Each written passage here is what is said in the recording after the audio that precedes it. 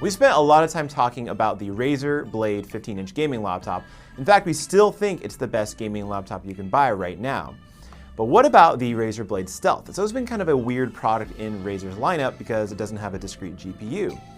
But this time around, Razer has brought a brand new Razer Blade Stealth, and this time you can actually play games even in this small, compact form factor. So let's see if this laptop can live up to and is worthy of the Razer brand. We love the look of the original Razer Blade, and fortunately Razer has brought a lot of our favorite aspects of that design over to the Stealth. It now has that matte black finish and the boxier shape, and even the logo on the lid is no longer green and lit up, but is a little more muted and a little more subtle.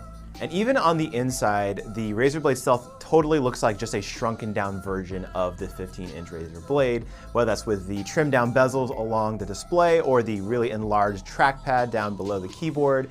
These are all little touches that make this device feel really modern and just a laptop that I want to grab and use more than any other.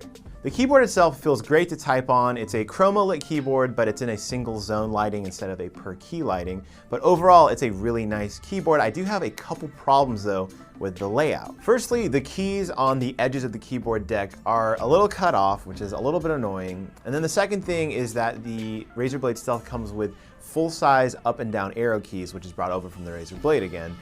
It's great for gaming, but it's a little inconvenient if you use the shift and question mark key a lot while typing. One other thing to note here about the actual chassis of the Razer Blade Stealth is port selection. Port selection this time around is pretty similar to last year's model, except for one exception, and that's a second USB-C port instead of the HDMI port that you got on the other one. So that's two USB-C ports. One, of course, is a Thunderbolt 3 port, and then the two USB-A ports, one on either side. Port selection often is a matter of preference and use case, but for me, I found that this was a good balance of the old and the new.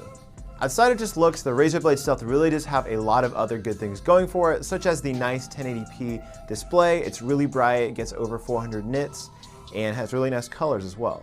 Also comes with a super fast SSD and the brand new quad-core Whiskey Lake Core i7 processor. It's a really big jump in terms of performance over last year's model. But let's get down to gaming performance because Razer has talked a lot about what this little laptop can do.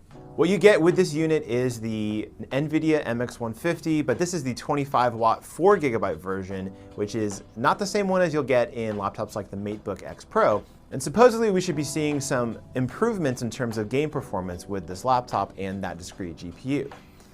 The results are a little bit less convincing than I think Razer hoped they would be.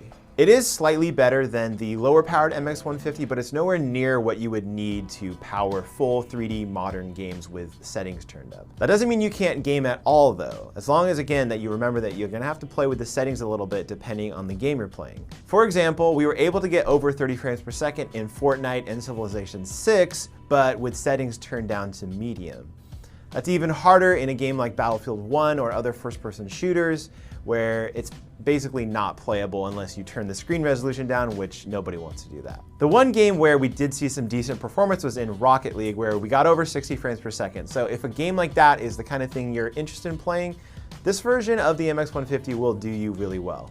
Unfortunately, this slight increase in game performance is going to cost you a lot more in terms of efficiency and battery life. In our testing, we got around 4 to 5 hours of mixed use on a single charge, again, depending on what you're doing, and around 7.5 hours in our video loop battery test. We haven't yet tested the non-graphics version, the base model yet, but when you're competing against something like the Dell XPS 13 that gets around twice that much in terms of battery life, it feels like a pretty big misstep for the Razer Blade Stealth. Speaking of that base model, it starts at $1,400 and that comes with 8 GB of RAM and 256 GB of storage. That's not a horrible price. It's kind of in line with what Razer has done in the past. It's definitely a couple $100 more than what you see in competitive laptops, but again, that's Razer. The $1,600 version, which is the one we have here and comes with that discrete graphics option, is where we have a little bit more of a problem because of that battery life and because the game performance just isn't enough to justify that 25-watt graphics card. In fact, if you're interested in playing games on a thin and light laptop, we'd even just recommend the base model of the 15-inch Razer Blade because it costs the same amount and actually gives you a graphics card that can run the games that you want to play.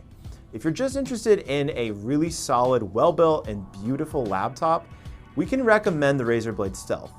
Again, as long as you stick with that base model.